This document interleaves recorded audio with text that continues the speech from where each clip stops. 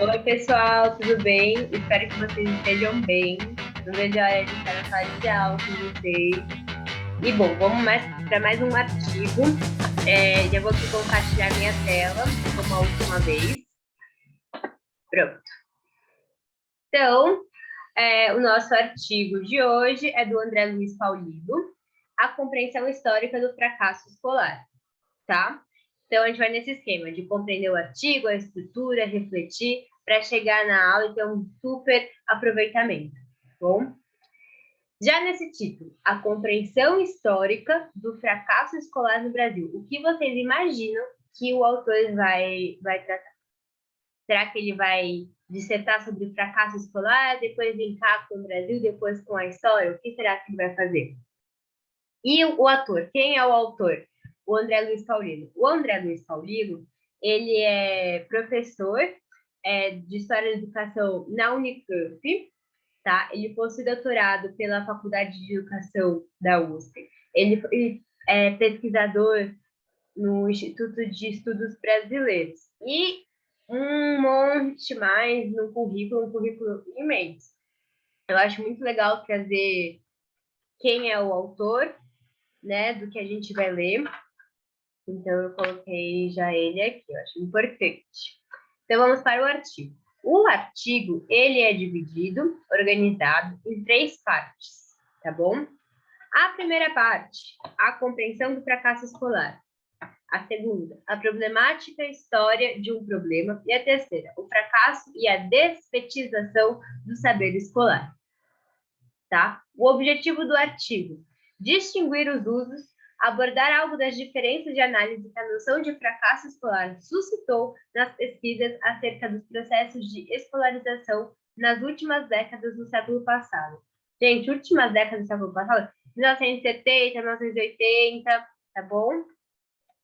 Bom, primeira parte. A compreensão do fracasso escolar. Como o nosso autor teceu essa parte do artigo?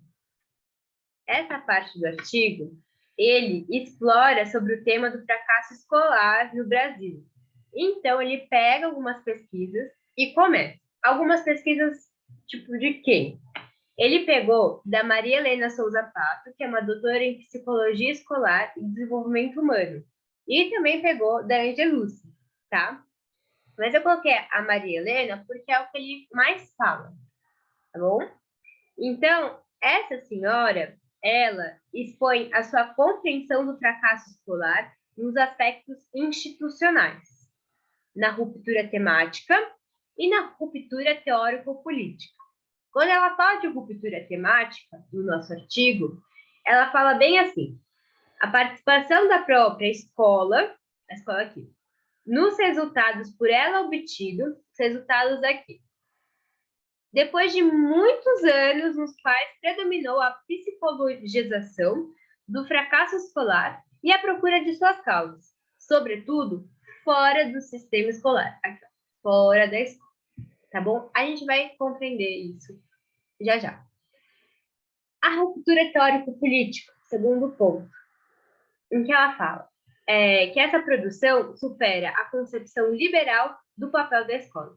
Não assume mais a educação escolar como a vanguarda das reformas sociais e expressou-se, por exemplo, da forma crítico-reprodutivista. Então, dentro dessa ruptura teórico-política, tem essa forma crítico-reprodutivista da forma que se expressou.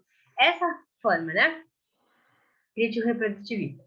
A escola passou a ser vista como um lugar que poderia ser afinado com a transformação da sociedade de paz.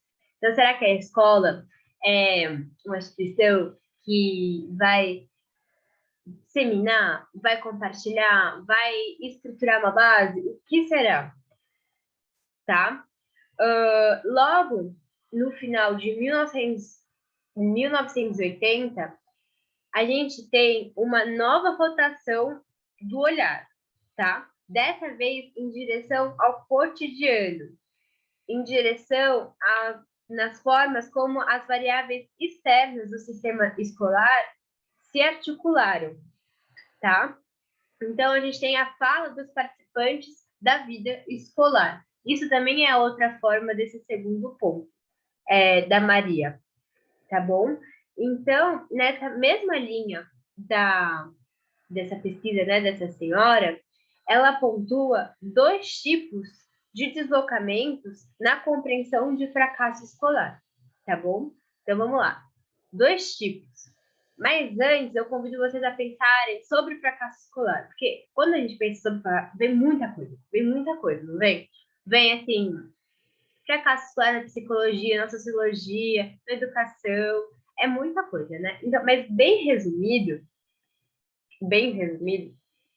ela pontua dessas 2 formas. A primeira, o interno da escola para o externo e depois volta para o interno, tá? Isso, vocês lembram aqueles slides passados, as criancinhas voltam da escola, por aí. E o segundo, movimento acerca das desigualdades educacionais, tá bom?